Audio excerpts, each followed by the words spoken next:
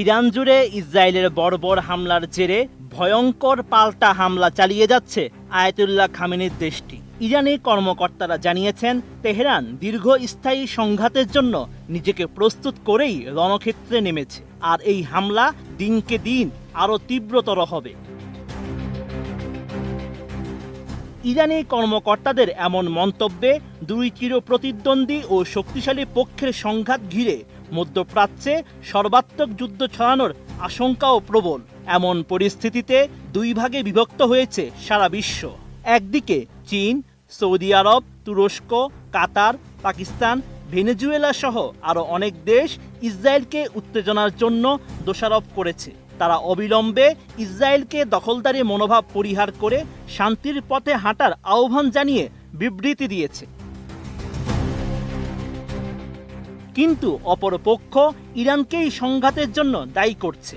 সে কারণেই ইরানের সঙ্গে তার পারমাণবিক কর্মসূচি নিয়ে আলোচনার প্রস্তাব দিয়েছে পশ্চিমা দেশগুলো। এছাড়া সংঘাত বন্ধে উদ্যোগটি গ্রহণ করার চাপও দিচ্ছে তেহরানকে। ভীষণ এসি নিয়ে এলো মানিব্যাগ গ্যারান্টি অফার। 1 মাস ব্যবহার করে সন্তুষ্ট না হলে সম্পূর্ণ টাকা ফেরত। রয়টার্স জানায়, মধ্যপ্রাচ্যের পরিস্থিতি শান্ত করার লক্ষ্যে ইরানের সঙ্গে তার পারমাণবিক কর্মসূচি নিয়ে তাৎক্ষণিক আলোচনা করতে প্রস্তুত জার্মানি, ফ্রান্স ও ব্রিটেন। এমন তথ্য জানিয়েছেন জার্মান পররাষ্ট্রমন্ত্রী জোহান। মধ্যপ্রাচ্য সফরে থাকা জার্মান এই শীর্ষ কূটনীতিক জানান, ইসরায়েল ও ইরানের মধ্যে সংঘাত কমাতে অবদান রাখার চেষ্টা করছেন তিনি। সেই সঙ্গে উল্লেখ করেছেন, তেহরান পূর্বে গঠনমূলক আলোচনায় প্রবেশের সুযোগ গ্রহণ করতে ব্যর্থ হয়েছে।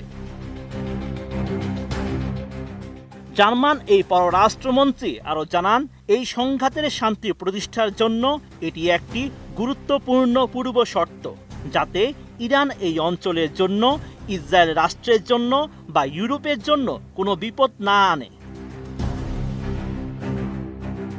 এদিকে ইসরায়েল যদি ইরানের উপর হামলা বন্ধ করে, তাহলে তেহরানও পাল্টা জবাব দেওয়া বন্ধ করবে বলে জানিয়েছেন ইরানের পররাষ্ট্রমন্ত্রী আব্বাস আরাকচি। 13ই জুন শুরু হওয়া ইসরায়েলি হামলার পর এটি ছিল আরাকচির প্রথম প্রকাশ্য বক্তব্য, এবং তেহরান কূটনীতিকদের সামনে দেওয়া এই মন্তব্যে তিনি স্পষ্ট বার্তা দেন।